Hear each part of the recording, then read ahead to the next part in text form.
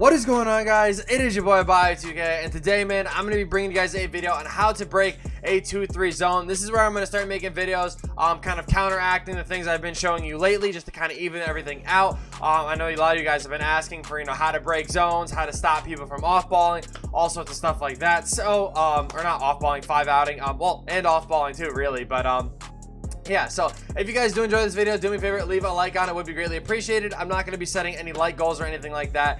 If you guys do enjoy it, just be sure to leave a like, would be greatly appreciated. If you guys are new to the channel, be sure to subscribe. And with that being said, let's hop right into it.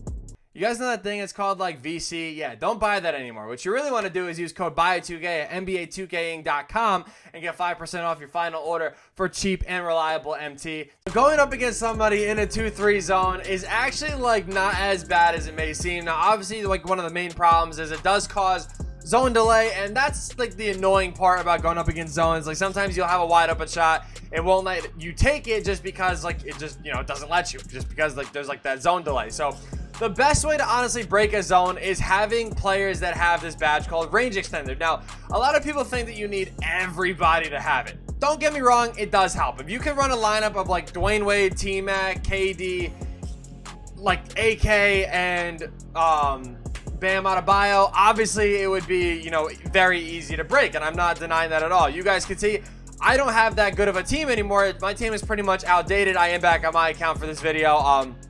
So what I'm going to do is I'm just going to put Bird in this starting lineup here. But basically what I'm saying is everybody really needs to be able to shoot at least of some sorts. If you guys do have a center that's like Shaq or, Mark Eaton, whatever it may be, that's not really like the best shooter, I'm going to also show you guys how to kind of use them to actually free up everybody else. So like I said, point guard, shooting guard, small forward, most important thing you want to make sure that they do have is the badge called range extender. Quick draw obviously is very important as well. Other than that, I don't really think they need anything. The only other thing I guess that could be nice is, I don't even know if Tony Parker has it.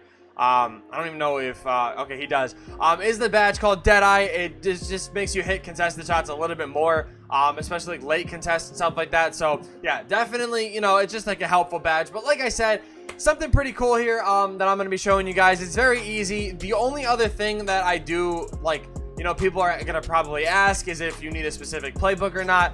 I'm going to use the Bucks playbook for something and show you guys in it.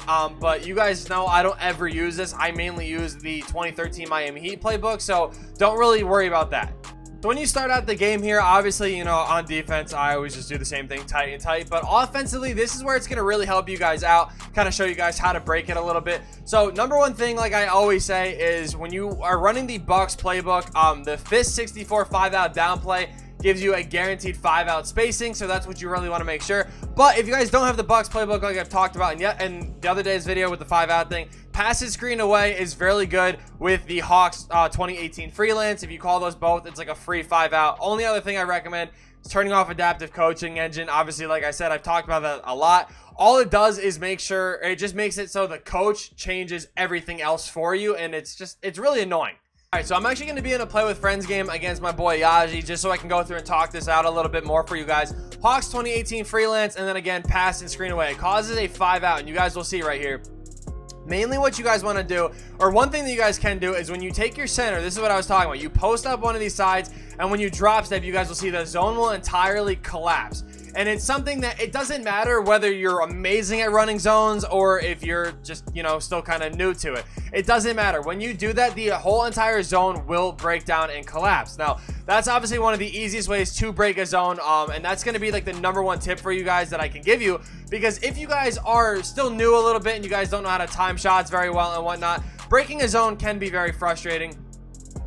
As Bill Russell just decides to dip in the paint, it's all good. But yeah, so again, I'm going to show you guys like the number one thing I think that you guys should look to do. Now, an easy way to get, your center to the top of the key is just by calling for like a pick and roll or pick and fade or whatever. So you guys see when we post up this side here again, it's going to collapse the whole entire zone, leave Dr. J wide open in the corner. As long as you can green those threes on the sides, you will be, you'll be a little bit better off than trying to shoot from the top, because doing that, it's actually going to help out and, make it so, you're going to get wide open shots, so they're a little bit more open for you, and you're not trying to rush like threes at the top of the key. So like I said, I will show you guys this right here.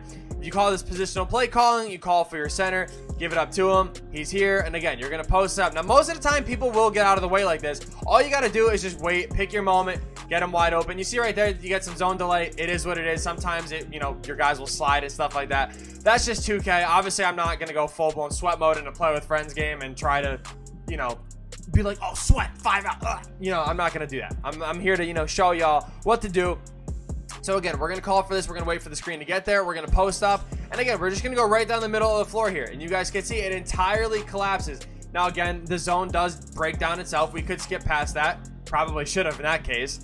When you post up one of these sides here, literally all you're gonna do is point to the hoop and tap square. You get that drop step animation, and when that does is, like I said, it collapses the zone. And right there, you see it actually didn't collapse the zone, but when they don't collapse, what actually happens is you get a free layup or a free dunk at the rim, and that's just what you really want to be like looking for and stuff like that. It's very easy to break. A lot of people think that when they see a zone, they get very nervous and they get worried that they don't know how to break and stuff like that. It's very easy to break. Don't get overwhelmed by somebody running a zone. So I'm going to show you guys this one more time. Again, we're going to call for the pick here. Sometimes you got to, make sure you throw your opponents off a little bit. But right there, again, call for a pick and roll. The zone entirely collapses when Bill Russell, cuts down the middle of the lane and Brandon Roy is wide open in the corner again. Now, the other option is the 5-out play. So you see Fist64 5 out. You guys will see this right here. The whole entire floor will space itself out. You come over here, pump fake it, which again, it's supposed to be a pump fake, but that shot right there is one of the easiest shots you'll get, and I guarantee you guys will get open every single time. Now, it's very easy to do. Like I said, Fist64 5 out down. You're just gonna run to the circle here. You're gonna kick it back up to the top, and again, it just sometimes doesn't let you pump fake. That's the only annoying part about zones, is it gives you like a lot of just different delays on your controller and delays in the game itself, and it is very frustrating. I know a lot of you guys do know what I'm talking about. If you guys don't know what I'm talking about and you guys are a little bit newer to the game, zone delay is literally when somebody is in a zone, simply put, it does give you delay on your controller and stuff like that. So you guys can see right here, there we go. It's literally that simple. You pump fake, you get a wide open 3. It's very simple, because like I said, when you pump fake and when you post up and like those similar things right there, it causes these same sort of things to happen, as in it causes like the zone to entirely just crumble. I don't know why it's a thing, but it's just been a thing in every year of 2K. So if you guys are having trouble, greening shots or whatever, I do recommend doing the post-up method. It's just, this works so well when you do call for this 5 out, because you guys can see just the spacing that it brings on like the perimeter. You have 3 guys there and there's only 2 of them. So, the number, from a number standpoint, they've not everybody can actually be defended. Like, it literally just doesn't work out. Now, yes, I understand 2K is very glitchy, and that is why I think they bring in the zone delay to kind of make it so 2-3 or 3-2 is a viable like defense. But I don't know, I've never been a fan of the fact that they've had to delay people to work out in other people's favor. So right here, this is where you really want to do this skip pass. So normally what happens is, like, I've been passing it to Larry Bird. That's actually the pass that I would try to bait people into throwing. I'm not gonna lie. So really what you want to do is you want to throw that skip pass. That is like probably the best pass in that case, in that scenario for you, I'm saying. So again, Fist64 5 out down. We're gonna run down here again, and it's all about reading your opponent. So right here, he is trying to bait the Brandon Roy pass. We're just gonna take our time, skip the ball, and it's another wide open 3. The problem is, like I said, is you can't rotate between the 2, so you really just have to guess and pick the right one the first time. Now, that is why I run the zone so well, is because normally I read what my opponent is doing and I jump those passing lanes very easily. But again, if you guys are not greening a lot and you guys are finding yourselves missing a lot of 3s, and it's not even because, even if you're good at greening, sometimes the game will hoe you. So this is where I will like to switch it up and go ahead and do this post-up method. You guys can see Big Z doesn't know where to stand because zones are broken. Drop step, easy layup. So again, thank you guys so much for watching. I hope this video did help you guys out and kind of teach you guys how to break a zone. It's very simple once you actually like break it down and like figure out what to do. Now, I know a lot of people are going to be like, hey, like, what if I, run into Giannis at point guard or LeBron at point guard and you can't really post them up? And say, like, so honestly, say that they have Giannis on one side and Paul George on the other, or not Paul George, and like Kawhi, Kawhi, T-Mac, one of those guys on the other side, and they're not really all that easy to post up or whatever. It's completely fine as long as you call for like the 5 out, or even call for a pick and fade or a pick and roll and let them roll down the middle. I'm just letting you know, if you do that though, you have to time that pass perfectly, because if you don't, what's actually going to happen is your players are going to you're gonna get caught in like a stupid steal animation, and you don't want that to happen. So in the event that that does happen, like I said, call for a pick and roll and try to post up down the middle, or just try to roll down the middle, and the corners will both collapse in, and you can just pick either side to throw it to and get an easy 3 that way. Just honestly takes time to kind of learn and get really, like, you know, get good at being efficient at breaking zones, but I promise you guys it's really not all that hard. Hey guys, before this video ends, I did just want to let you guys know that I did recently get partnered, and obviously most of you guys already know that, but I'm going to be live streaming almost every single day, all day, depending on whatever we're playing. Will obviously just depend on my mood for that day, but my Twitch is on the screen, twitch.tv/bio2k with an underscore, and you guys can see it on the screen.